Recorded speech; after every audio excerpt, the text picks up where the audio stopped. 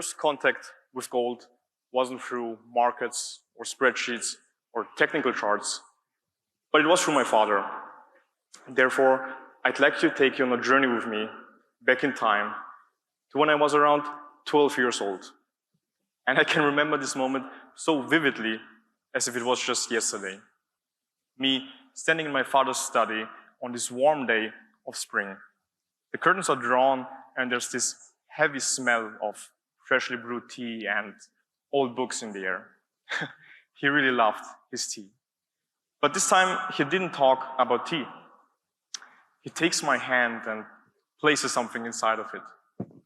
It's cold, it's uneven and heavy, at least heavier than it looks. It's a gold coin, and I'm looking at it wondering what I'm supposed to do with it. And he keeps also looking at me, but not with the eyes of a banker. He looks at me with the loving eyes of a father. He says, "Son, this coin is not for spending, but for believing." Back then, I had no idea what to think about this. I had no experience with economics, premium, spot markets, or the complexity of this business. But I know what I felt. Certainty. And this certainty is precisely what makes gold special to this day. Because gold is part of our every own lives. It's part of our families, parts of our relationships. We see it every day. Yet the way we treat gold is kind of strange in my opinion. We worship it, treat it like statues. But statues don't generate yield. And immobility is also the quite opposite of value. Yet this realization didn't just come out of me of nowhere. It came from real-world debate. So today I have to ask a question that's difficult. Difficult for me and probably also difficult for you. Why is gold such a burden? Why is it so difficult to trust, so difficult to value, so difficult to store? And why is it so difficult to integrate into a modern world? Let me tell you about a story from last year. I was attending a workshop at IIM Ahmedabad, and I was sitting in a room full of the sharpest minds of our industry. And of course, we are fighting. Fighting about margins, refining, storage, and all sorts of things. I'm sure good memories rise to all who have been there and can remember now with me. But amidst that noise, I realized something profound. We're all talking about the metal, yet the world doesn't run on metal anymore. It runs on the velocity of capital. If I want to send $10,000 to my sister in another continent, I can just tap a few buttons on my phone and it's done within seconds. If I want to send a fraction of that money's worth in gold from here to Dubai, for example, I trigger a cascade of logistics, insurance, vaulting, and a mountain of paperwork I honestly don't want to imagine. And this friction is exactly why India is sometimes called a sink, a place where gold flows in and never comes out. But if we want to become a leader, we want to become a hub, we have to solve that friction problem. How do we solve this friction problem, you may ask? We solve it by understanding human nature. We've built the IIBS, and it's a masterpiece of infrastructure. It truly is. But if you don't consider human nature, it may never reach its full potential. Last weekend, I flew in from Europe here, and of course I went through security, my luggage was scanned and x-rayed, and I was as calm as I could be. Why shouldn't I be? Well, because I was carrying a significant amount of gold within my pockets. Now, not in the way that you think. There were no heavy bars or coins involved. Just this card. Because this card is linked to real physical gold stored safely within a vault. It gives me access to its value anytime, all around the world. And for all of you guys whose wallets are already overflowing with wallets, with cards. There's also a virtual card and a mobile app. But why am I telling you this? Because we humans are convenient beings. We like to take the easy way and follow the path of least resistance. History proves this.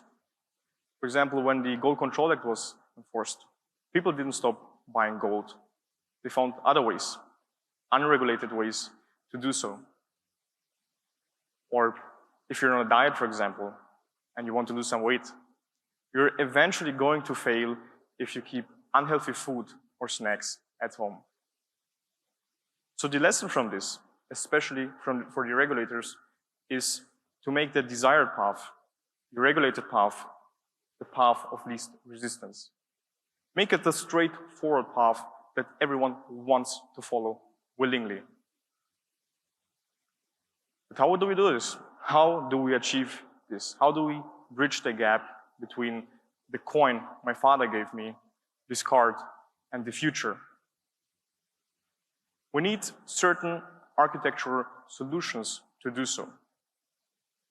The first one being a regulatory standard for digital gold. I was attending this conference last year, and I had many great talks. But I also realized that each and every one of us had slightly different definitions of digital gold. Moreover than that, each and every one of us had different expectations of the regulatory requirements for digital gold. You can only imagine that misunderstandings and miscommunication were especially easy.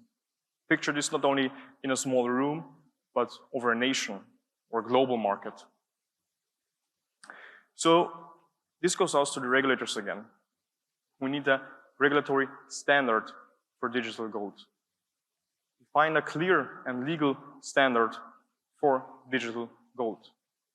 Because once the rules are set, the market will follow and grow exponentially. Evening the playing field for businesses was also ensuring consumer trust and peace of mind. Secondly, we need to adopt instant collateralization and availability. Today, if someone needs liquidity, they have to pledge it.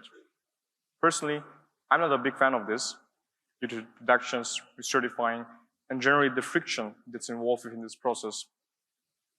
Instead, we must build the rails to make pledging and getting gold liquid as frictionless and as easy as possible.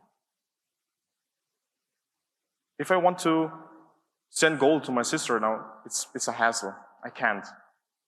But also India is sitting on thousands and thousands of funds held privately. Reducing the friction that's involved in physically handling it will not only benefit the consumers, after all, we're also consumers, but it will also inject a massive amount of low-risk liquidity into the market. And lastly, we need global trust and recirculation. We must stop treating our domestically held gold as frozen. Yes, in some way, it's offline, it's fragmented, it's varying in size, varying in purity, varying in weight. Maybe this goes all the way to the root of that sink problem I told you about earlier. But in order to get out of this, we need to transform from a sink to a global standardized supplier. And at the same time, we need to establish a network of world-class refineries and collection points where citizens can come in with any sort of gold, and through our technology, we can refine it into world-class bullion ready for an international market. Money won't flow into uncertainty, because where uncertainty lives, compliance costs will skyrocket and trade will stall. In order to change, we must develop an outcome rather than a product. Like it was for me at the airport, for example, peace of mind. And I look forward to a day where a father in Delhi can send gold to his daughter in another continent. I look forward to a day where a farmer doesn't have to physically hand over his gold to save his crop. I look forward to the day of me being able to send some gold to my sister in another continent. We have the mass, we have the technology. And I want to end where it began, with my father. Because he gave me that coin not to spend it. He gave me that coin in order to believe. And I do believe that if we all do our jobs right, if we all work together, gold will not only reflect our traditions, but it will also empower our future. And there's a saying that sums this up perfectly that I've also learned last year from a dear friend. I'm sure you all know it. Sabka Saath, Sabka Vikas. And I do think this is extremely true, especially in our business. Thank you very much.